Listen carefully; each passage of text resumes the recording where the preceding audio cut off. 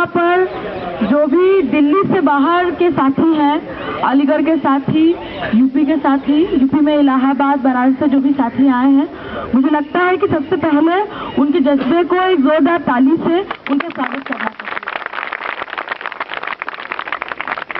इसके बाद मैंने अलग अलग यूनिवर्सिटी से, जामिया, डीयू से, जेएनयू से छात्र हैं, और अपना बात शुरू करने से पहले मैंने इस विश्वास के साथ, अपने अंदर इस विश्वास के साथ इस बात को कहना चाहती हूँ कि यूपीएससी में जो लिटिगेशन हो रहा है, उस सवाल को लेकर के ये प्रोटेस्ट एक आखिरी प्रोटेस्ट होगा।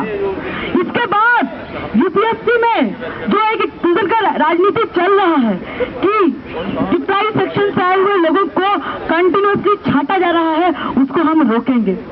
इसीलिए मेरा अपील है कि आप सारे लोग जो यहाँ पर इकट्ठा हैं, जो यहाँ पर जमा हैं, वो यहाँ पर बने रहें। मैं थोड़ा माइक से ही, मैं ऐसे ही बात रखूंगी, मुझे माइक से। साथियों, ऐसे ही बात करना ज्यादा अच्छा लगता है, इसलिए ऐसे ही बात रखूंगी। हमको पता है कि यूपीएससी के सवाल पे 3 बहुत इंपॉर्टेंट डिमांड को लेकर के पिछले 6 महीने से आंदोलन चल रहा है, जिसमें जेएनयू एसयू बहुत पेशेंस के साथ इस आंदोलन को एक नेतृत्वकारी भूमिका में लड़ रहा है। इसके लिए मैं सबसे पहले आयशा की तरफ से जेएनयू स्टूडेंट यूनियन को भी बधाई देना चाहती हूँ, और ये कहना चाहती हूँ कि वो तमाम साथी जो यहाँ पर इकट्ठा हैं, 3 महत्वपूर्ण सवाल को लेकर के कि यूपीएससी में फॉरेन लैंग्वेजेस को क्यों इंक्लूड किया गया, आप जवाब दीजिए, आपको इंक्लूड करना पड़ेगा।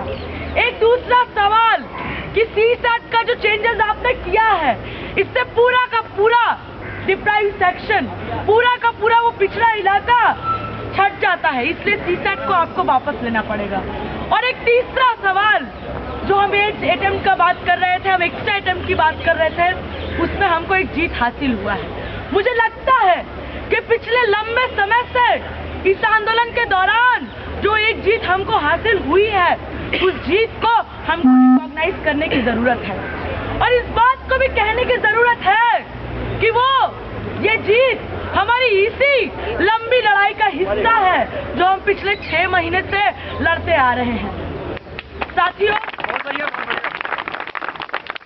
हम जानते हैं कि आज तमाम देश के हिस्से से स्टूडेंट्स आए हैं, इसलिए हमको लगता है कि यह प्रोटेस्ट एक इम्पॉर्टेंट प्रोटेस्ट इस महीने में है कि स्टूडेंट्स आज इस बात को यहाँ पर इस देश की सरकार से कहने आए हैं कि बस अब यूपीएससी के सवाल पे हम कोई दूसरा एक्सक्लूजन का राजनीति नहीं सहेंगे।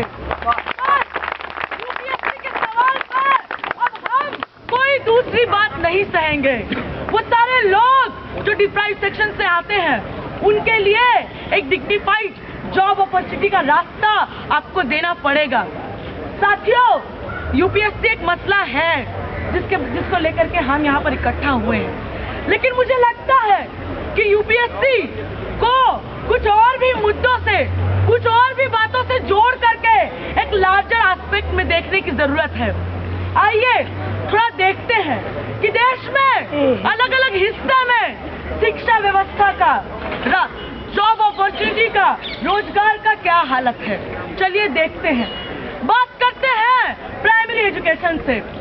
एक राइट टू एजुकेशन बिल लाया गया, और उस बिल के बहाने इस बात को पूरी तरह से इस देश की सरकार ने इंश्योर करने की कोशिश किया कि भाई कुछ भी हो जाए, गरीब छात्र को शिक्षा नहीं मिलनी चाहिए, कुछ भी हो जाए, गरीब छात्र नहीं पढ़ना चाहिए।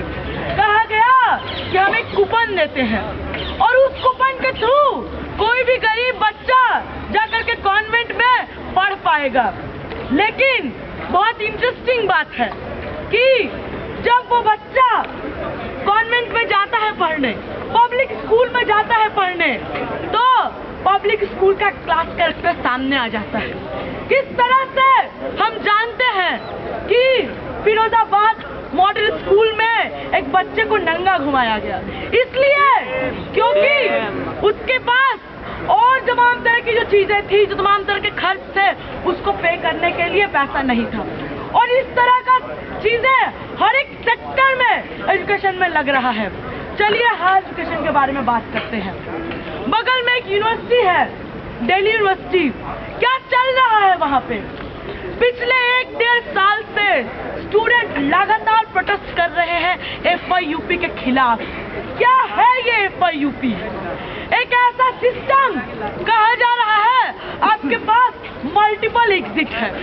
कहा जा रहा है कि भाई अमेरिका में 4 साल का ग्रेजुएशन होता है, स्टूडेंट जाकर के अमेरिका पढ़ सके, इसलिए हमने 4 साल का BA प्रोग्राम कर दिया। लेकिन दरअसल आपने उस 4 साल के प्रोग्राम के थ्रू किया क्या? उस 4 साल के प्रोग्राम के थ्रू आपने इस बात को इंश्योर किया, इस देश का सरकार ने इस बात को इंश्योर किया कि कोई भी हायर एजुकेशन में नहीं जा सके। क्योंकि अगर उसका कोर्स स्ट्रक्चर देखा जाए तो वो कोर्स स्ट्रक्चर हमको आगे नहीं बढ़ाता, वो कोर्स स्ट्रक्चर हमको पीछे ढकेलता है। कहा जा रहा है कि भाई स्टूडेंट्स बहुत परेशान रहते हैं, इसलिए आर्ट ऑफ लिविंग पढ़ाने की जरूरत है, इसीलिए रविशंकर के से एक कोर्स कराने की जरूरत है, इसीलिए योगा कराने की जरूरत है। हाँ, स्टूडेंट परेशान रहते हैं, लेकिन स्टूडेंट्स की परेशानी का सॉल्यूशन